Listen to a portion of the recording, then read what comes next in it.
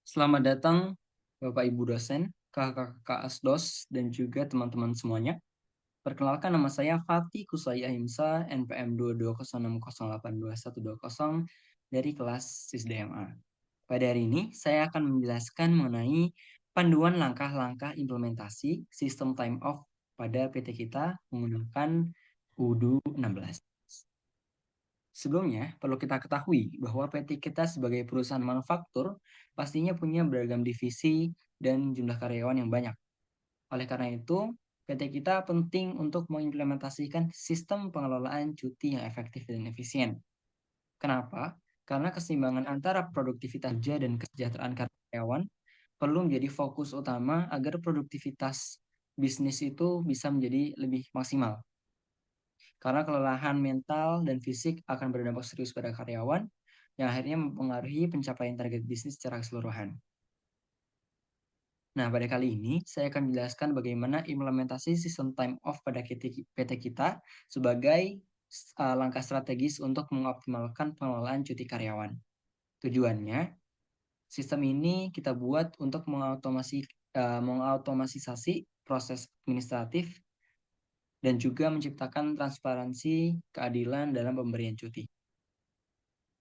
Untuk langkah pertamanya, kita perlu mempersiapkan database dan modul dalam UDU. Jadi seperti lab-lab sebelumnya, kita perlu menduplikasi database dengan format npm underscore time off. Di sini saya buat 2206082120 underscore time off di sini yang saya duplikasi dari lab sebelumnya melalui tombol duplicate di sini, dan di sini ada bagian yang terbuat di time off. Selanjutnya kita masuk menggunakan admin terlebih dahulu. Ketika kita masuk menggunakan admin, tujuannya adalah kita ingin memastikan bahwa modul time off itu sudah diaktifkan di dalam sistem. Di sini kita bisa masuk ke bagian apps, lalu kita cari di sini apakah modul time off ada. Ketika ada, di sini akan tertulis installed. Kalau belum, biasanya dia ada tulisan seperti button warna ungu ini, tulisannya activate. Karena di sini sudah terinstall, maka kita tidak perlu mengaktifkannya. Selanjutnya, kita mengkonfigurasi akses user gitu. Di settings, kita masih menggunakan yang administrator, kita settings ke bagian user HANA. Ini adalah manager HR, di mana di sini kita ingin mengatur akses modul tersebut gitu. Jadi di sini manager HANA kita ubah aksesnya menjadi administrator sehingga dia bisa mengubah atau mengedit, mengelola modul time off itu sendiri. Lalu untuk manager user, di sini untuk user saya adalah Wiwi yang merupakan staff WIP. Maka untuk manager user sendiri adalah kepala seksi dari WIP, yaitu Wiryawan. Jadi kita bisa set untuk akun milik Wiryawan di modul time off-nya kita set menjadi officer manage all request. Lalu yang terakhir di user Wiwi kita atur agar dia tidak mempunyai akses pengaturan pada modul time off, tetapi tetap bisa mengakses modul tersebut. Selanjutnya, kita akan membuat time off types. Kita akan login menggunakan manager HANA di sini. Seperti biasanya, kita akan melihat di modul time off di situ. Nah, tapi di sini kita perlu ketahui bahwa modul time off ini namanya berubah menjadi leaves pada pada UDU 16. Akan tetapi isinya tetap sama. Di sini kalau misal kita lihat di bagian daftar aplikasi, tidak akan ditemukan yang namanya time off, tapi adanya leaves. Nah, ketika kita klik leaves, dia akan mengarahkan ke bagian time off. Sambil menunggu, kita balik dulu ke sini.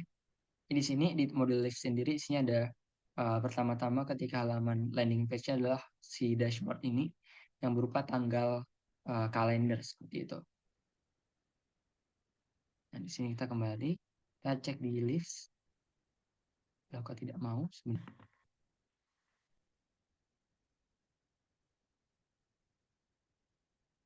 Nah, di sini ketika kita buka leaves, di sini ada seperti statistik, yaitu di sini ada statistik cuti tahunan, cuti bersalin, seperti kayak hari yang tersedia.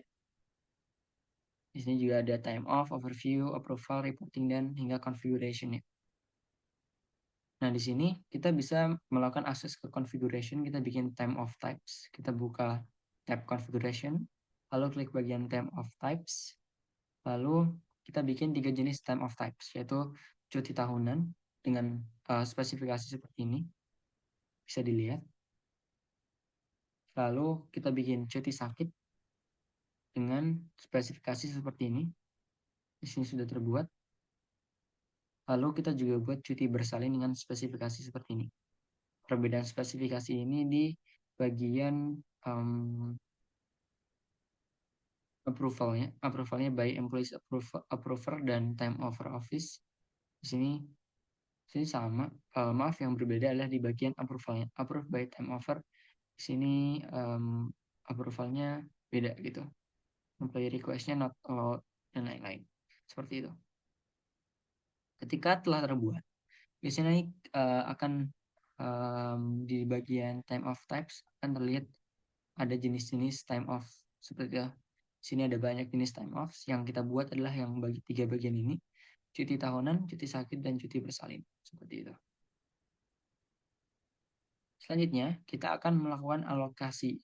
Jadi, kalau tadi kan hanya tipe-tipe cuti seperti itu. Dan di sini kita akan membuat alokasi di mana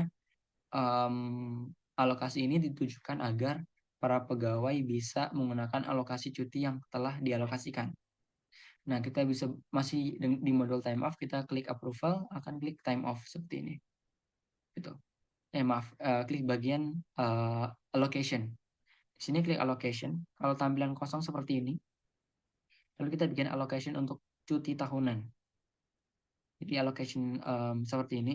Untuk allocationnya regular allocation dengan time of type seperti yang udah kita buat, ini adalah cuti tahunan.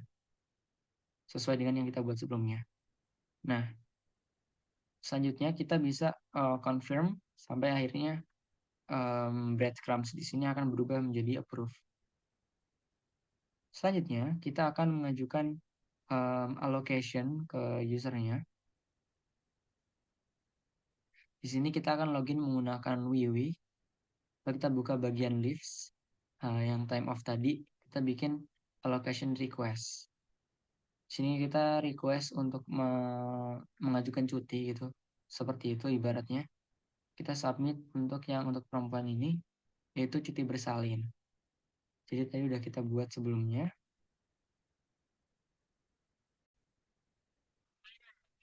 Di sini untuk user kita adalah Wiwi, kita login menggunakan Wiwi karena Wiwi perempuan. Di sini kita mengajukan permintaan alokasi cuti pada tipe cuti bersalin.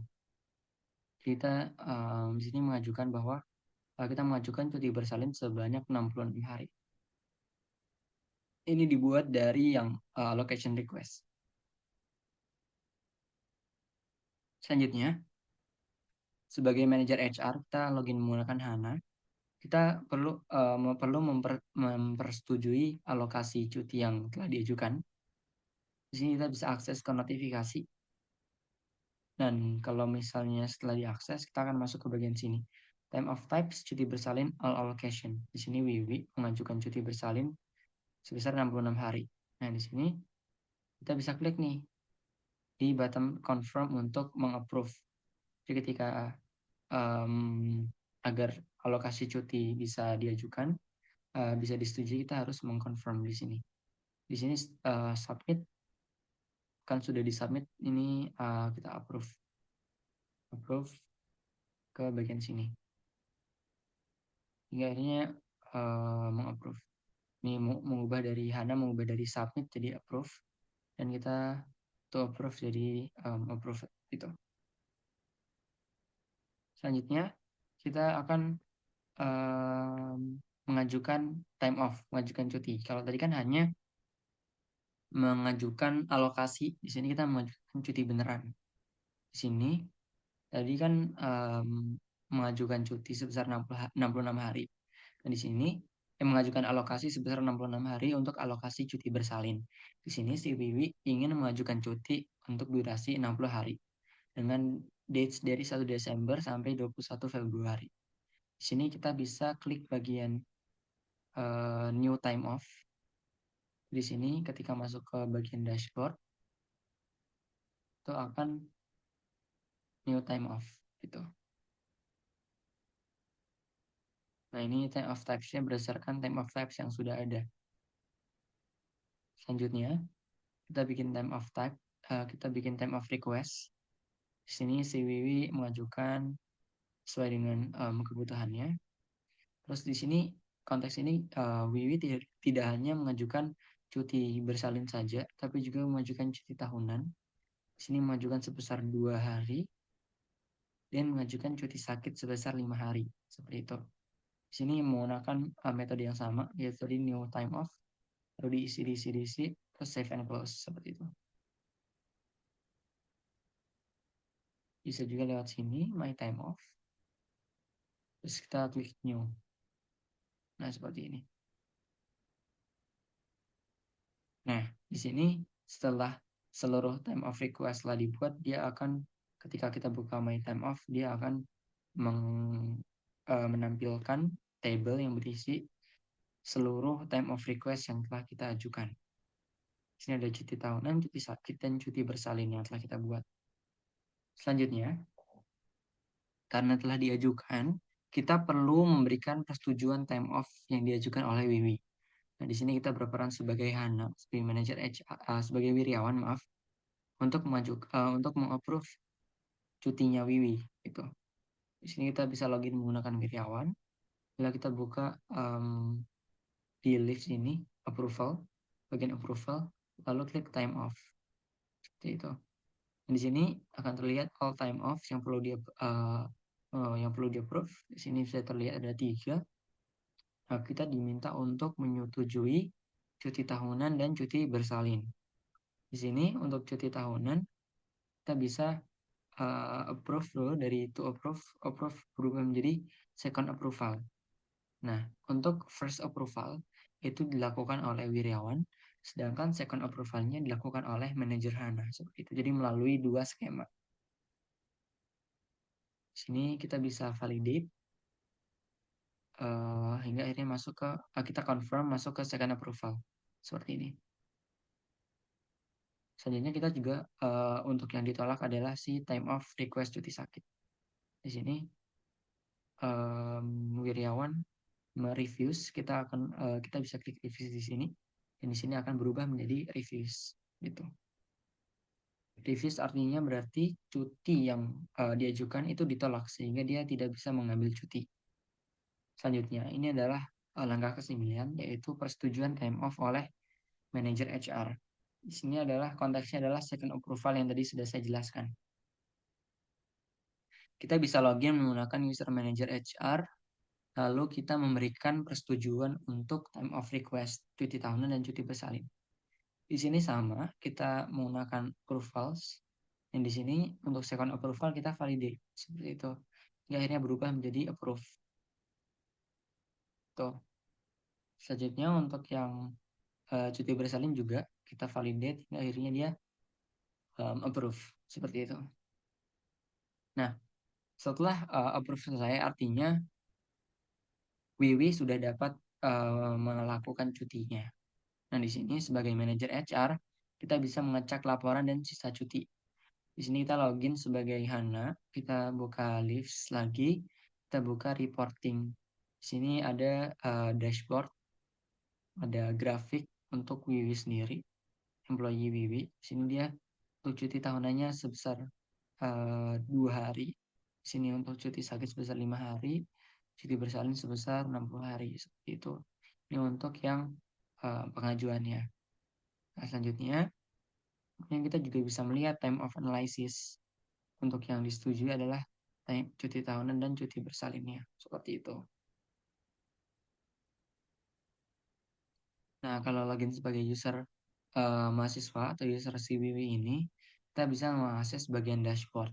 Di sini kita bisa lihat bahwa cuti tahunan kita tersisa 11 hari dan cuti bersalin kita tersisa 6 hari. Nih, seperti itu. Saya lihat di sini. Nah, demikian untuk panduan mengenai modul time off pada U16. Nah, kita lanjut ke bagian pertanyaan. Apa sih perbedaan antara peran user dan manajer pada modul time off? Nah, di sini untuk user sendiri memiliki peran untuk mengajukan permohonan dan menentukan periode dan durasi cuti yang diinginkan.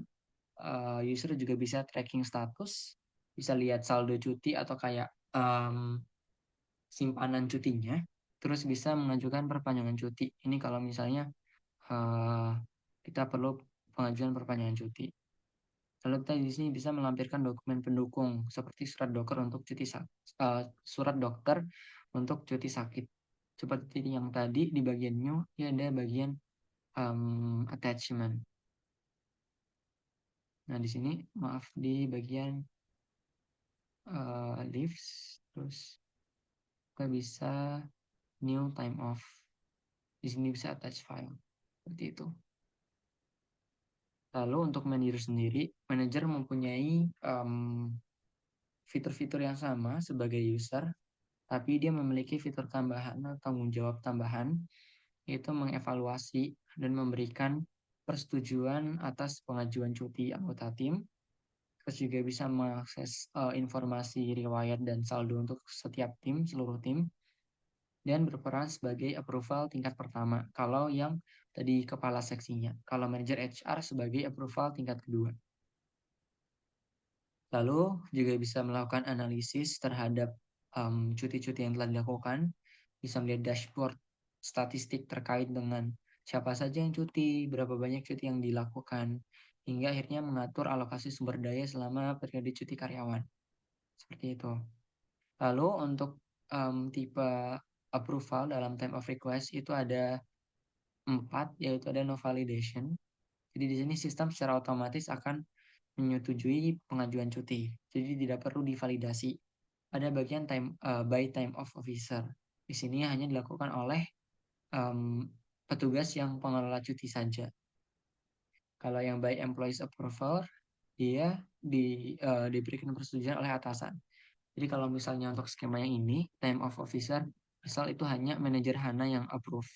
Kalau employees approval itu artinya si wiryawan atau si kepala seksinya. Dan untuk yang by employees approver dan time of approver itu artinya manajer HANA dan kepala seksi wiryawan yang melakukan. Jadi ada dua persetujuan seperti itu. Nah, untuk refleksi sendiri dari apa yang telah saya lakukan, saya belajar mengenai sistem persetujuan multilevel, bahwa persetujuan itu, keputusan terhadap cuti, itu bisa saja tidak hanya dilakukan oleh satu orang saja, tetapi lewat dua orang. Ini kita bisa reflect ke persetujuan-persetujuan untuk izin, persetujuan untuk berbagai dokumen, itu pasti melalui birokrasi di dalam perusahaan. Jadi biar keputusan-keputusan yang dilakukan itu tidak hanya diketahui oleh atasan tingkat pertama, tapi juga atasan tingkat kedua atau atasan-atasan yang terlibat dalam pengontrolan sumber daya manusia. Seperti itu. Nah, saya juga belajar mengenai manajemen alokasi cuti, bahwa di sini ada